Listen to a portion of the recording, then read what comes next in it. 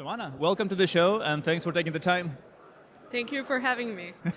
So can you talk a little bit about, well, yourself? What is it, what's your story been like and what it is that you're doing right now? I am one of the EIC board members, and I have been in this capacity since 2021, and I'm specifically dealing with several specific topics, which are the so-called widening countries of Horizon Europe, and also very interested in gender balance of our portfolio. Right. And but outside of EIC, you're also a founder, right? So Right. what is it that you do outside of all the policy related stuff? Yeah, so I am founder and CEO of Connectology. So we are an early stage investment firm and a capacity building firm. So we do acceleration trainings for startups, for investors, and also public entities. And we invest specifically in sustainability projects and also femtech. What does it mean, capacity building?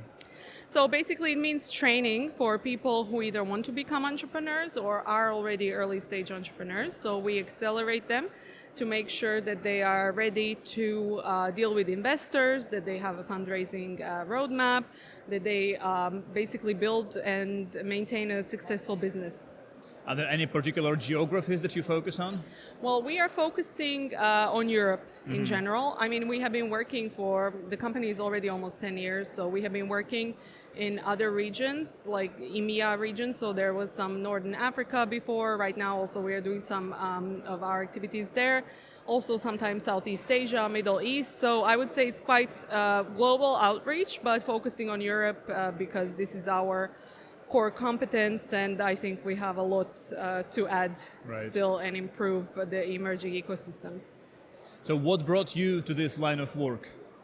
Well, so I was very interested in technology and innovation. I was set out to be a researcher actually, but I got very interested in having actual practical impact and seeing very early on.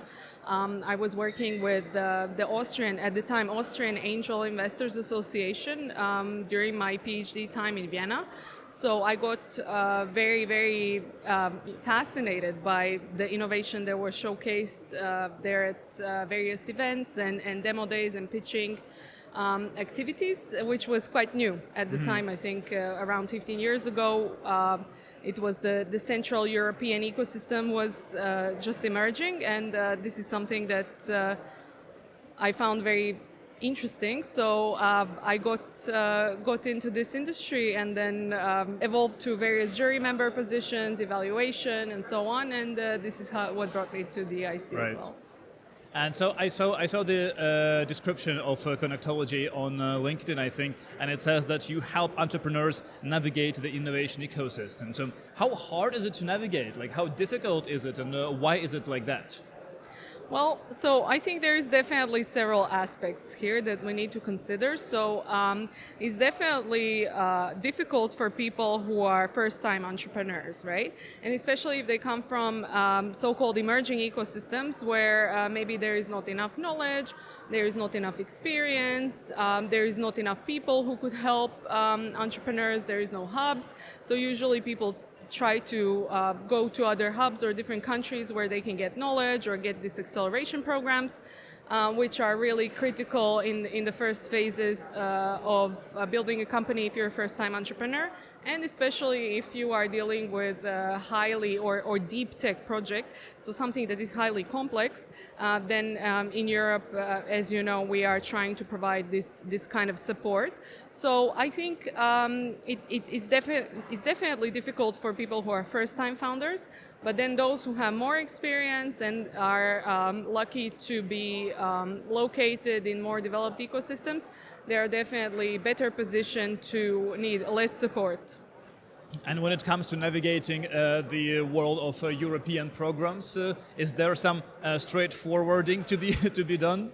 How difficult is it, do you think, right now to navigate the European support programs for entrepreneurs, including EIC Fund, Pathfinder, all sorts of different initiatives? Yeah, so I think it really depends. So we see a lot of entrepreneurs dealing with various calls for proposals and grant applications themselves, but also there is a number of those who use also external services. So obviously there is also a market for that, because usually entrepreneurs, they don't apply various times for instance, EIC accelerator, or other, in ideal case scenario, they would not be applying at all because they can find the private money or client money.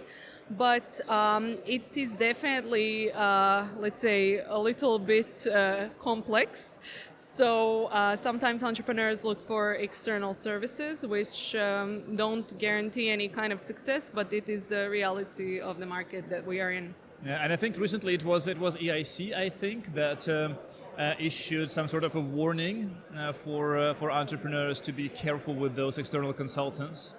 Right. So this is something that comes out of the working group that I was coordinating related to the widening countries of Horizon Europe. So those countries are 15 countries of the European Union, so member states, that absorb only 5% of the overall budget. So this is kind of a standard deviation, and something that we definitely want to improve.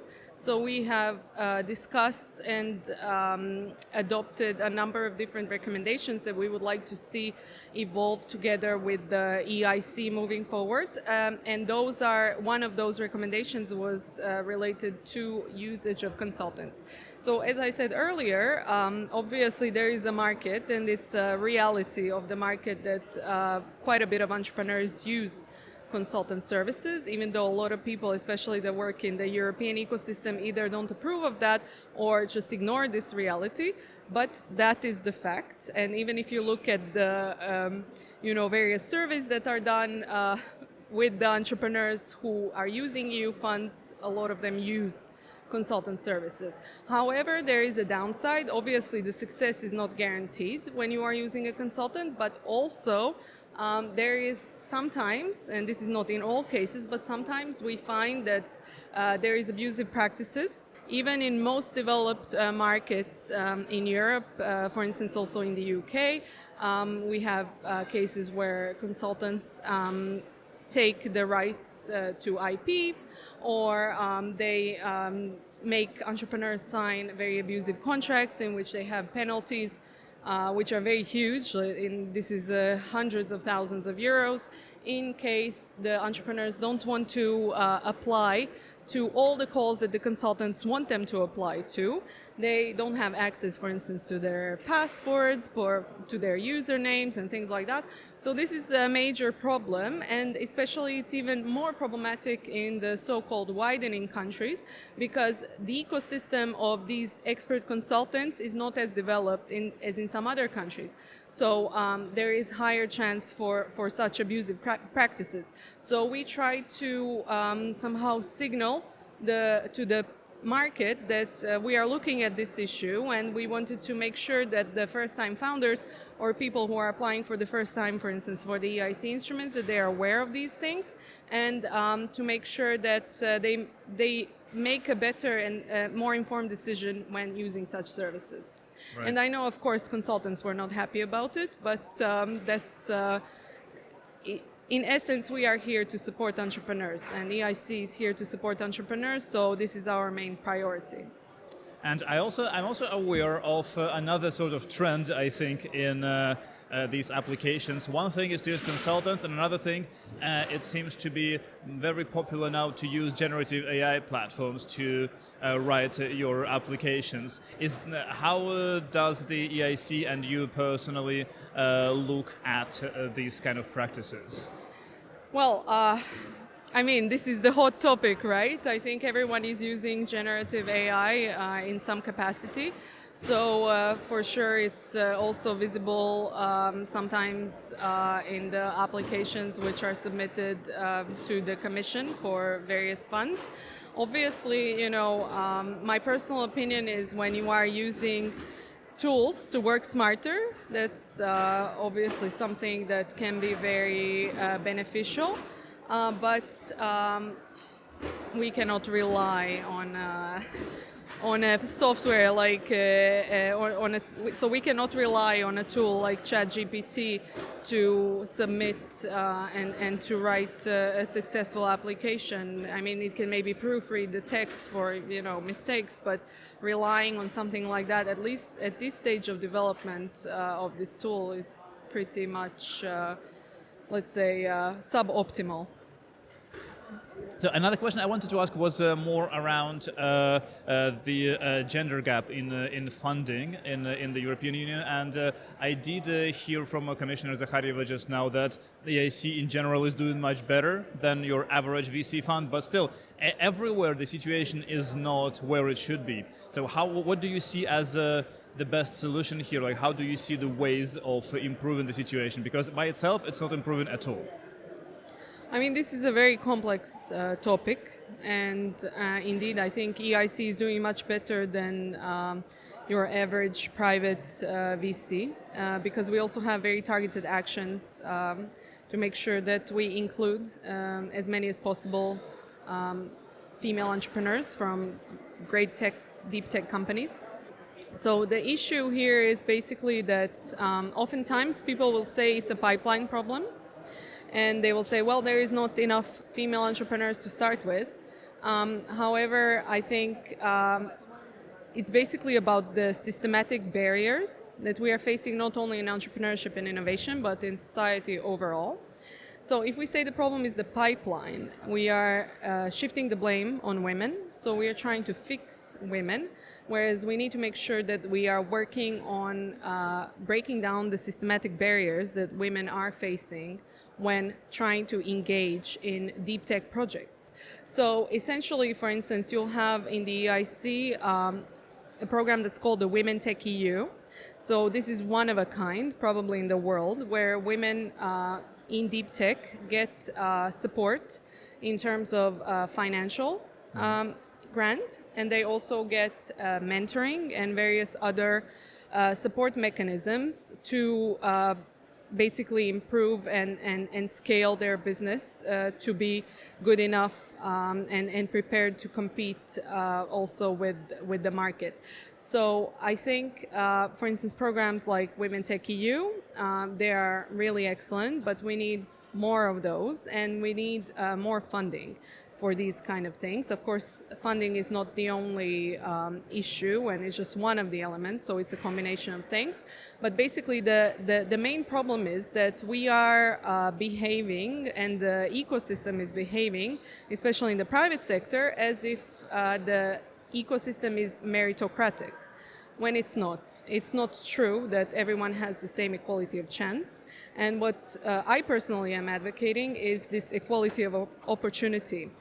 This is really important. If a company is bad, of course the company is bad, and there is not something we cannot do much about it, right? But the conditions must be there for all the entrepreneurs to have the same opportunity, basically, because otherwise we cannot advance anything in the ecosystem where we are in, and especially we cannot increase the pipeline. But does it also mean that we need to address these things from at very sort of early stages, from schools like universities?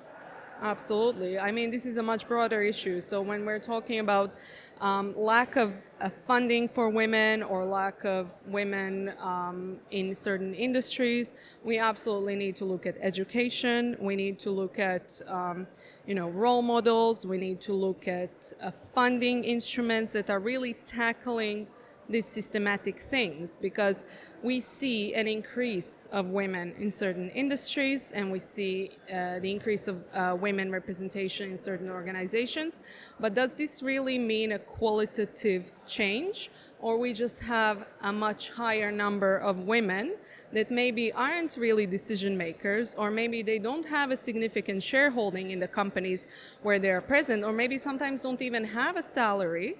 And then people say, well, there is a woman in this company, so it's a woman co-founder, or there is a woman entrepreneur. But basically, we need to make sure that we also assess qualitatively So what is the real participation of women in such companies and organizations and similar? So this is really critical. And I know this is a very controversial topic, but when you think, and it's a pity that it's controversial, but when you see, 100 years ago, what did women do? Where were they? I mean, if they were allowed to wear pants or, have credit cards, I mean, we've come a long way.